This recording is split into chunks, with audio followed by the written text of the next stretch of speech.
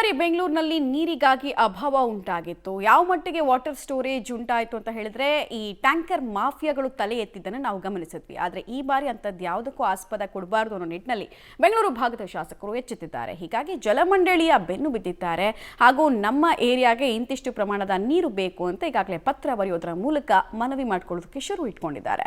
ಈ ಬಗ್ಗೆ ಒಂದು ಡೀಟೇಲ್ ರಿಪೋರ್ಟ್ ಇದೆ, ನೋಡ್ಕೊಂಡು ಬರೋಣ ಬನ್ನಿ. ಬೇಸಿಗೆ ಆರಂಭದ ಹೊತ್ತಲ್ಲೇ ಬೆಂಗಳೂರಿನಲ್ಲಿ ನೀರಿಗಾಗಿ ಮನವಿ. ಬೆಂಗಳೂರಿನ ಶಾಸಕರಿಂದ ಜಲಮಂಡಳಿಗೆ ಮನವಿ. ಬೇಸಿಗೆ ಆರಂಭ ಆಗ್ತಾ ಇದ್ದು ಬೆಂಗಳೂರಿನಲ್ಲಿ ನೀರಿನ ಅಭಾವವಾಗುವ ಆತಂಕ ಇದೆ. ಈ ಬಗ್ಗೆ ಜಲಮಂಡಳಿ ಕೂಡ IISC ತಜ್ಞರ ಜೊತೆ ಸಭೆ ಮಾಡಿದೆ.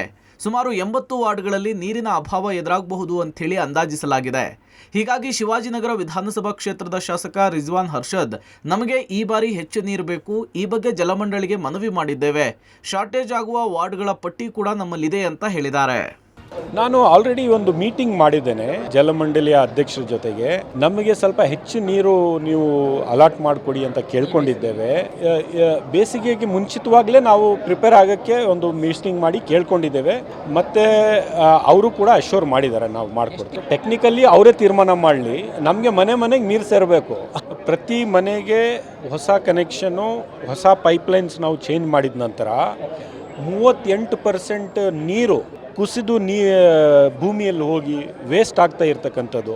ಸೊ ಈಗ ಮುಕ್ಕಾಲು ಭಾಗ ಕ್ಷೇತ್ರದಲ್ಲಿ ಹೊಸ ವಾಟರ್ ಪೈಪ್ಲೈನ್ಸ್ ಹಾಕಿ ಹೊಸ ಕನೆಕ್ಷನ್ ಕೊಟ್ಟ ನಂತರ ಅಷ್ಟೇ ನೀರಲ್ಲಿ ನಾವು ಮುಕ್ಕಾಲು ಭಾಗ ಕ್ಷೇತ್ರ ನಾವು ಮೇಂಟೈನ್ ಮಾಡ್ತಾ ಇದ್ದೀವಿ. ನಮಗೆ ನೀರಿನ ಕೊರತೆ ಇಲ್ಲ. ಇನ್ನು ಕಾಲು ಭಾಗದಲ್ಲಿ ಎಲ್ಲಿ ಈ ಯೋಜನೆ ಆಗಿಲ್ವೋ ಅಲ್ಲಿ ಮಾತ್ರ ಸಮಸ್ಯೆ ಇದೆ. ಇನ್ನೂ ಪೂರ್ಣ ಆದರೆ ಸಪ್ಲೈ ಆಗ್ತಕ್ಕಂಥ ನೀರಲ್ಲೇ ನಾವು ಜನರಿಗೆ ಸ್ಯಾಟಿಸ್ಫೈ ಮಾಡ್ತೀವಿ. ಇನ್ನು ಪುಲಿಕೇಶಿನಗರ ವಿಧಾನಸಭಾ ಕ್ಷೇತ್ರಕ್ಕೂ ನೀರಿನ ಅವಶ್ಯಕತೆ ಇದೆ. ಕಳೆದ ಬಾರಿ ಕೂಡ ನೀರಿನ ಸಮಸ್ಯೆ ಇತ್ತು, ಪರ್ಯಾಯ ಮಾರ್ಗವನ್ನು ಕಂಡುಕೊಳ್ತಾ ಇದ್ದಾರೆ.